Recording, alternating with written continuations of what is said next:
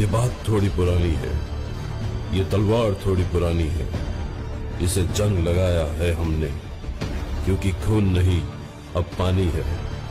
अगर अब भी खून वही रगों में, तो दहाड़ करो तुम शेरों की, सच्चे दिल से आंख बंद कर जयकार करो इन शेरों की। राजधानी दिल्ली के ऐतिहासिक तीन मूर्ति चौक का नाम बदलकर तीन मूर्ति हाइफा चौक कर दिया गया है। पिछले साल इजराइल के प्रधानमंत्री बेंजामिन नेतान्याहू जब 6 दिवसीय भारतीय दौरे पर आए, तब वो सबसे पहले तीन मूर्ति स्मारक पर ही गए थे। लेकिन क्या आप में से कोई जानता है कि ऐसा क्या खास है इन तीन मूर्ति हाइफा चौक पर खड़ी इन तीन सैनिकों की तांबे की आदमकद मूर्तियों में? जवाब ना में ही मिलेगा, लेकिन इसमें गलती आपकी भी नहीं है।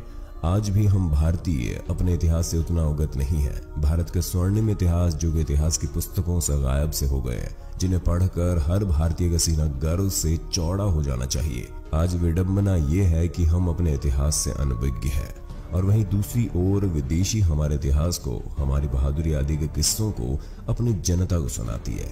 और स्कूल में बच्चों के इतिहास के सब्जेक्ट में भारतीय सैनिकों के शौर्य और पराक्रम की कहानियां इस युद्ध का उदाहरण देकर प्रेरित करती हैं। आज हम हिंदी काउंटडाउन की इस वीडियो में आपको तीन मूर्ति चौक पर लगी तीन मूर्ति के वीरों की कहानी और उससे जुड़े इतिहास की घटना के बारे में बताएंगे, और ये भी बताएंगे कि इजराइल का इससे क्या संबंध है और आज भी वो क्यों भारत का एहसानमंद है। तीन मूर्ति के वीरों की बहादुरी इतनी बेमिसाल थी कि प्रथम विश्व युद्ध के इतिहास में आज भी इसको सबसे बड़ी जीत के रूप में याद किया जाता है, क्योंकि इस जीत के बिना प्रथम विश्व युद्ध जीतना मुमकिन नहीं था। तो चलिए आपको रूबरू करवाते हैं एक ऐसी युद्ध घटना से जो कि अपने आप में एक सबसे अनूठी जंग थी, जहां तब की आधुनिक मशीन गन का सामना सिर्फ भाले और तलवारों से किया गया, जो आखिरी घुड़सवारी की जंग कहलाती है। 23 सितंबर 2019 को इस ऐतिहासिक घटना को पूरे 101 साल हो गए हैं, जो कि ठीक 23 सितंबर 1918 में घटी थी। अब ये घटना इतनी इंपॉर्टेंट क्यों है, जानने के लिए साल 1918 में चलते हैं। हाइफा दरअसल उत्तरी इजराइल का बंदरगाह वाला शहर है, जो कि एक तरफ भूमध्य सागर से सटा है और दूसरी तरफ माउंट कैरमल से।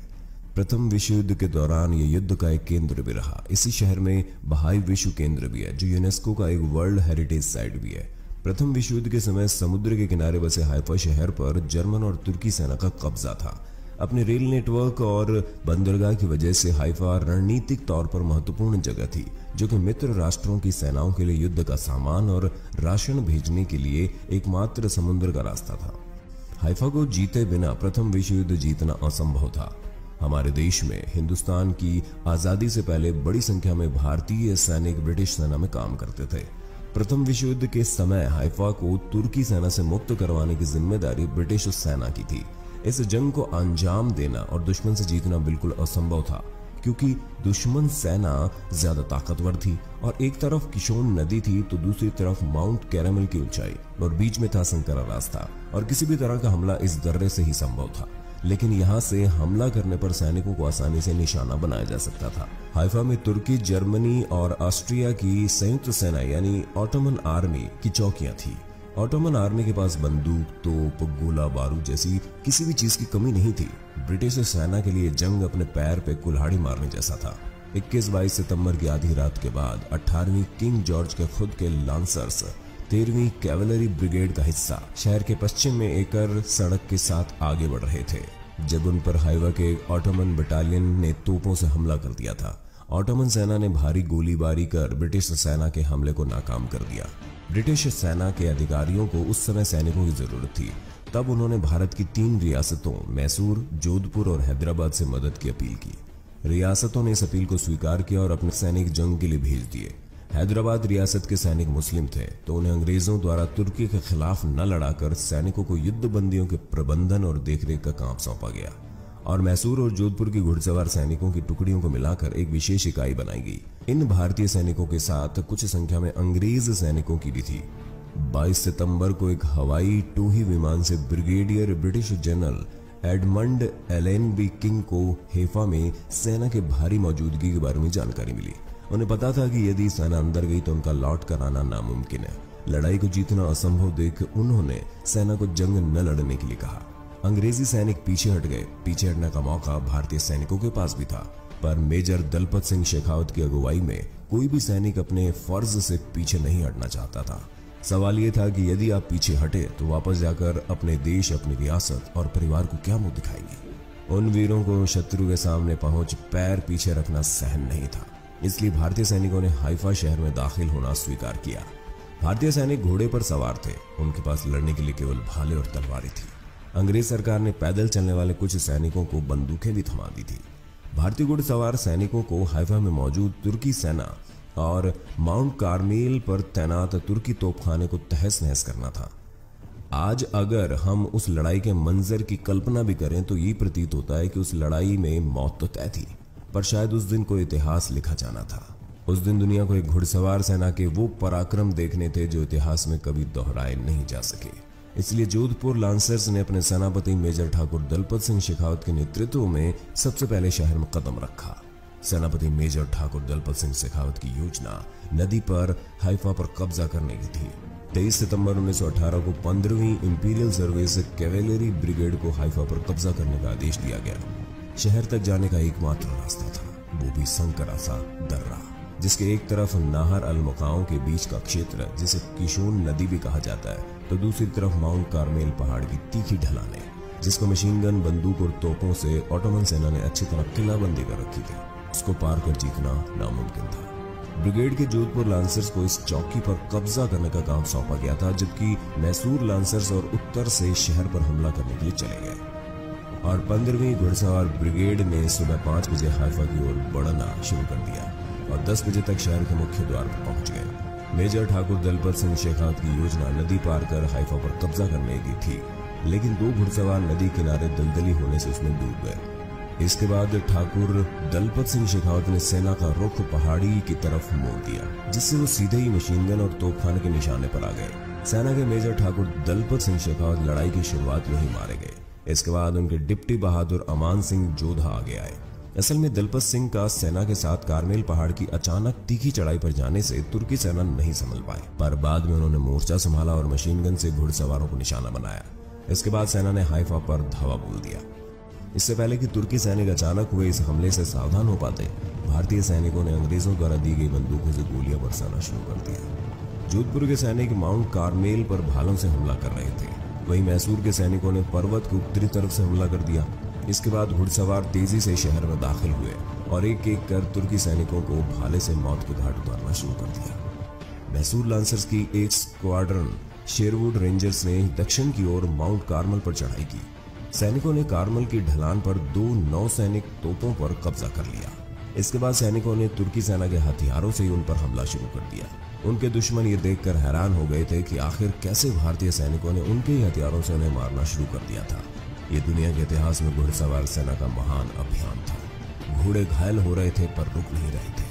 भारतीय सैनिकों पर चारों ओर से गोलीबारी शुरू हो गई। भारतीय सैनिक एक एक कर मरते जा रहे थे और मारते भी जा रहे थे, लेकिन पीछे हटने का नाम नहीं ले रही थी। बी बैटरी HC यानी कि लंदन की घुड़सवार सेना के समर्थन से जोधपुर लांसर्स ने दोपहर 2 बजे के बाद शहर के बाहर से अपने बाकी घुड़सवार सैनिकों को बुलाया और पहाड़ी और नदी के बीच रास्ते पर कब्जा करते हुए मैसूर लांसर्स को शहर पर कब्जा करने का मौका मिल गया। दोपहर 3 बजे घुड़सवार सैनिकों ने तुर्की सेना की अधिकांश चौकियों को नष्ट कर दिया था और बाकी पर कब्जा कर लिया था। लगभग 4 बजे तक हाइफा शहर तुर्की सेना की गिरफ्त से आजाद हो चुका था। एक अहम सप्लाई बेस ब्रिटिश सेना के हाथ आ जाने के बाद कुछ दिन में इस बंदरगाह से सप्लाई भी शुरू हो गई। आसान शब्दों में कमजोर सेना का मुकाबला एक आधुनिक हथियारों से लैस शक्तिशाली किलाबंद सेना से था और अपने आप में इतिहास में अकेला ऐसा युद्ध था जिसमें घुड़सवार सेना ने किलेबंदी वाली सेना पर जीत हासिल की थी। मात्र 2 घंटे चली इस लड़ाई में भारतीय वीरों ने जीत दर्ज की, जो अंग्रेज कई बार प्रयास करने के बाद भी नहीं कर पाए थे। हाइफा युद्ध में भारतीय शूरवीरों में जर्मन तुर्की सेना के 1350 कैदियों को जिंदा पकड़ा, जिनमें 2 जर्मन अधिकारी, 23 ऑटोमन अधिकारी, बाकी अन्य थे। बाकी सैकड़ों लड़ाई के दौरान मारे गए। वहां 17 आर्टिलरी गन और 11 मशीन गन कैप्चर की गई और हजारों की संख्या में जिंदा कारतूस भी जब्त किए गए। इस युद्ध में 8 भारतीय सैनिक मारे गए थे और 34 घायल हुए। वहीं 60 घोड़े भी मारे गए और 83 घायल हो गए थे। हाइफा में भारतीयों के लिए कब्रिस्तान बनाया गया जो 1920 तक इस्तेमाल किया जाता रहा। भारत में इन सैनिकों की वीरता की याद में 1922 में 3 मूर्ति स्मारक बनाया गया। ठाकुर दलपत सिंह को ब्रिटिश हुकूमत ने मरणोपरांत मिलिट्री क्रॉस से सम्मानित किया। इनके अलावा कैप्टन अनूप सिंह और सेकंड लेफ्टिनेंट सागत सिंह भी मिलिट्री क्रॉस पदक के हकदार बने। ब्रिटिश हुकूमत ने कैप्टन बहादुर अमान सिंह जोधा और जोर सिंह को भी उनकी बहादुरी के लिए इंडियन ऑर्डर ऑफ मेरिट पदक दिए। हाइफा, यरूशलेम, रामलेह सहित इजराइल के 7 शहरों में इस युद्ध से जुड़े कुछ अवशेष आज भी सही सलामत रखे गए हैं। इजराइल की जनता हर साल 23 सितंबर को हाइफा दिवस मनाती है। वहां के स्कूलों में हाइफा युद्ध और भारतीय सैनिकों के शौर्य की गाथा पढ़ाई जाती है।